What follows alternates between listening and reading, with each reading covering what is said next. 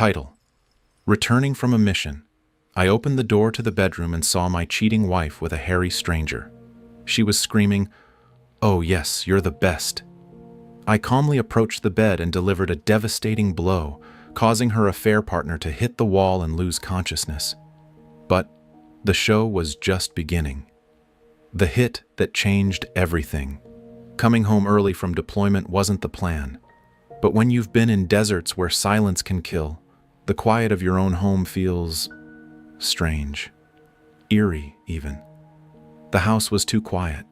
No footsteps, no TV, no welcome home. I dropped my duffel bag in the hallway and called out, "Jess!"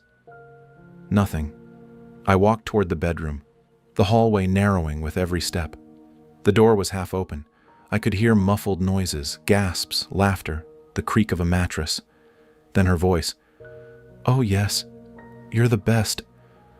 I stopped cold. The words hit like a round through Kevlar. But it wasn't the sound alone. It was the tone. Carefree. Hungry. And it wasn't for me. I pushed the door open. There they were. Jess, my wife of 5 years, was tangled in sheets with a man I didn't recognize. Broad shoulders, hairy chest, tattoo sleeve halfway down his arm. He was on top of her, his eyes closed, her head tilted back. She didn't hear me. He didn't hear me. But they both heard the crack when my fist connected with his jaw. The force lifted him off the bed and sent him tumbling into the wall, knocking over a lamp. He hit the floor like a dropped weight, groaning once, and then silence. Jess screamed, pulling the covers up around herself. I didn't scream. I didn't ask why. I just stared. She shrank back into the headboard. It's not what it looks like, I swear. I glanced at the unconscious man on the floor, then back at her. Then you've got a hell of a vivid imagination, I said coldly. Her mouth opened to speak again, but I was already walking toward the closet. I didn't expect you back yet, she said, voice cracking. Clearly. She scrambled to put clothes on, panic in her movements now. Please, just let me explain. I didn't answer. I was already moving to the next stage. Contain, control, retaliate, because I wasn't just going to walk out. I was going to ruin everything she built with this lie. Tactical withdrawal, know when to strike and when to wait. I didn't storm out. I didn't scream. That would have been too easy for her. Instead, I calmly opened the closet, pulled out a small black duffel, and began packing. Jess, now standing at the foot of the bed in a crumpled t-shirt, hovered like a scared animal. "Can we please talk?" she said, her voice shaking, her eyes darting to the man still sprawled unconscious on the floor. I glanced at him. A bruise was forming near his jaw, and he groaned softly, starting to come to. "You've had enough talking," I said. "You did it with your legs open." Her expression twisted, stung by the line. "Good. What are you doing?" she asked. "Getting out of your way for now." "Wait, just please don't do anything crazy." I turned and met her eyes. "You have no idea what crazy looks like." Then I walked out, quiet, composed, leaving the door wide open behind me, just like she had with our marriage. Back in my truck, I sat in silence. The adrenaline started to fade and the pain settled in. Not physical, but deeper, bone deep. This wasn't just betrayal. It was calculated. She didn't even flinch at the idea of someone else in our bed. The same bed we used to talk about future kids, late-night movie marathons, and growing old. That version of Jess, she was dead. Now it was time to bury the memory and salt the ground. The first step wasn't rage, it was recon. I wasn't going to crash and burn like some emotional fool. I'd been trained for operations more delicate than this. I had photos from the house security cam, footage of them entering. No masks. No attempt to be discreet. I pulled up our shared phone plan records and started logging text history, timestamps, locations. She wasn't new to this. The affair had been going on for at least 4 months. Work, meetings, weekend errands, out-of-town conferences, all cover stories, and all verifiable lies. The next morning, I paid a visit to someone who hated Jess almost as much as I did, her sister Megan. Megan was never subtle about her opinion of Jess. "She's charming," she once said, "until she gets bored. Then she starts breaking things, including people." When I told her what happened, she didn't look shocked. She looked vindicated. "I warned you," she said, "but I'll help." "Why?" I asked. "Because I want front row seats when you take her apart." And so it began. Weak points and leverage revenge wasn't a moment. It was a process. Jess was impulsive, emotional, the kind of person who believed in shortcuts and silver tongues. I wasn't. I believed in precision. And if you want to dismantle someone completely, you don't scream in their face.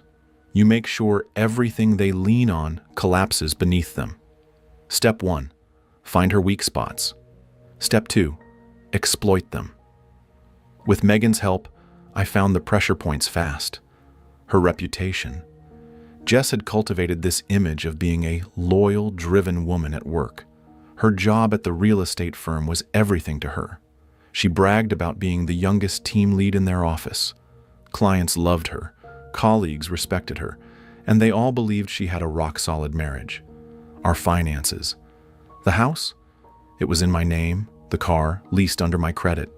She hadn't contributed a cent since switching to part-time last year to focus on balance. Her affair partner, his name was Kyle Benson. Jess met him at some networking event. He ran a small-time digital marketing business. Translation: no real income, no real backbone. I dug deeper and found out he had a girlfriend. Live-in, unaware, perfect. I spent the next few days documenting, quietly, carefully, copies of texts from our shared cloud backup, security cam screenshots from the front door, video clips from a discreet nanny cam I installed months ago to monitor our dog when I was away. Guess where it was? Right in the bedroom bookshelf. They made it easy. Then came the exposure. I created a secure email and scheduled 4 identical messages. 1 to her boss, 1 to Kyle's girlfriend, 1 to Kyle's business partners, and 1 to Jess herself. Each included the video footage, clipped with timestamps, a spreadsheet documenting the overlap between our marriage and her affair, screenshots of texts between her and Kyle. The subject line: "Just thought you deserved the truth." The fallout came fast. Her boss replied within hours, "This is a serious HR violation. Effective immediately, she's been suspended pending an internal review." Kyle's girlfriend? She didn't reply.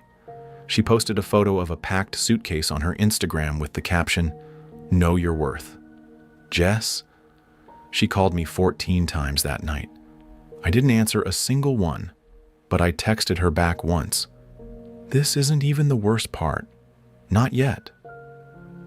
The collapse begins. The morning after the email drop, I woke up to silence. No calls, no texts, no knocks on the door. That alone told me the damage had landed. But by noon, the silence cracked.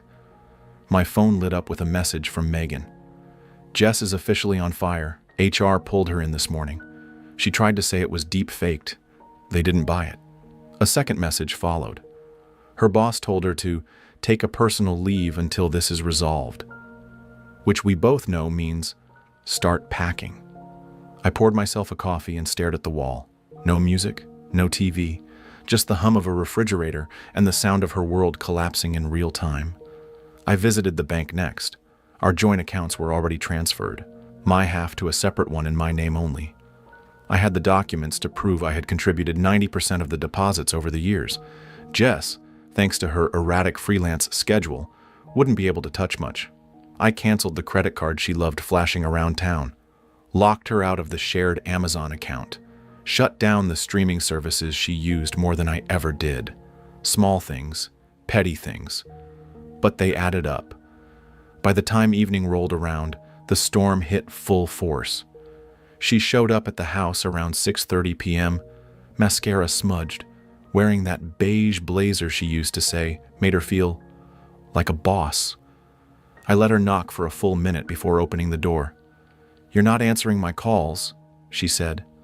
Her voice was hoarse, shaky, not angry, panicked. I leaned on the frame.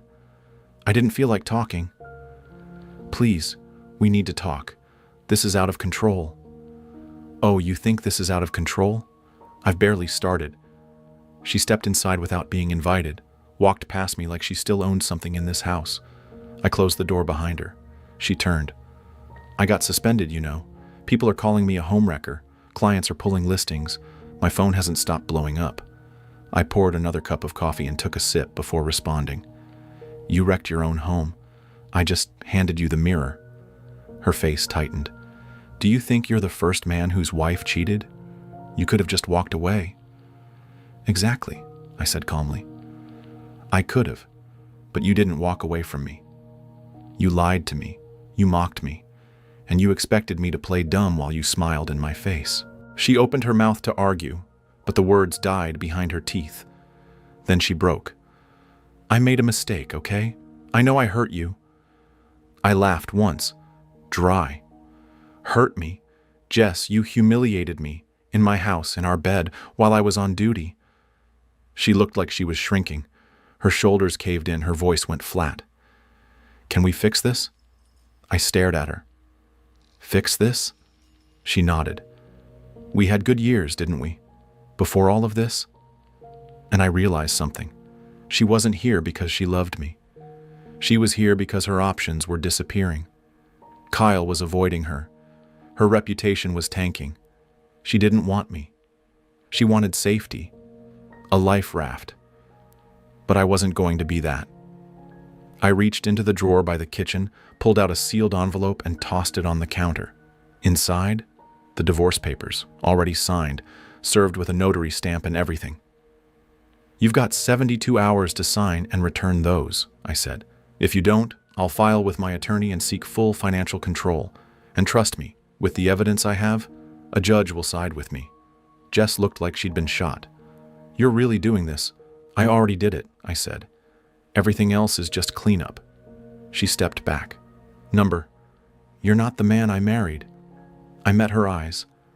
"Number, that man trusted you." She left without another word. I watched from the window as she stood by her car, fumbling for her keys with shaking hands. Then she drove off. And for the first time in weeks, I felt something close to peace. But the final blow? That was still on the horizon. Ready for Chapter 5? That's where the last nail goes into the coffin. Public, permanent, and perfectly delivered. You said, continue. Chapter 5 ChatGPT said, Chapter 5, the final nail. 1 week after I handed her the divorce papers, she still hadn't signed. Typical Jess. Stalling. Hoping I'd calm down. Hoping this whole mess would blow over if she acted remorseful long enough. But I wasn't interested in forgiveness. I was interested in closure. And it was time for the world to see her the way I now did, without the filter. No charm, no manipulation, no carefully curated social media mask. It was time for her to be exposed, completely. I waited for the right moment. Her friend Ava's engagement party. Jess wasn't just attending. She was in the bridal party, wearing a custom dress, giving a speech, acting like a pillar of grace and virtue. The irony was almost poetic. I RSVP'd yes weeks before the fallout. Still had the invite, still had the access. But this time, I wasn't coming alone. No, my date was Truth. I arrived 20 minutes before Jess, made a polite round, nodded at people I barely knew, and quietly handed a USB to Ava's fiancé with a simple request. When Jess gives her speech, could you play this video after? It's a tribute to honesty. He smiled. Sure, man, happy to. He didn't know what was coming. No one did, except me. Jess stepped up to the mic, dressed in white satin, all polished smiles and fake sincerity. She spoke about love, about loyalty, about commitment, and then the screen lit up. The footage rolled.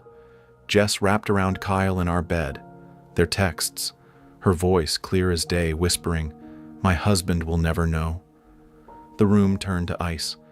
Whispers cut the air like blades. Someone gasped. Ava dropped her champagne glass. And Jess? She froze. Her face went pale. Her knees buckled slightly. Then the mic, still in her hand, picked up her broken whisper. Who did this? I stepped forward, calm as ever. That would be me. Eyes turned, dozens of them. Friends, co-workers, strangers. You stood up here preaching about love, Jess, but love isn't built on secrets. And tonight, I figured the truth deserved a little spotlight. I didn't wait for applause. I just turned and walked out. The next morning, the divorce papers were signed, notarized, and delivered via overnight courier. No note, no message, just a name scrawled in rushed handwriting. Her world, burned down. Mine, finally free. Was this revenge justified, or did it go too far? Drop your thoughts in the comments below. We want to hear your take. And if you love jaw-dropping pro-revenge stories, make sure to hit that subscribe button and smash the like for more thrilling tales you won't want to miss. Every like, share, and subscription means the world to us. It helps us keep bringing you the stories you crave. Your support truly makes a difference. Thank you so much for being part of our community.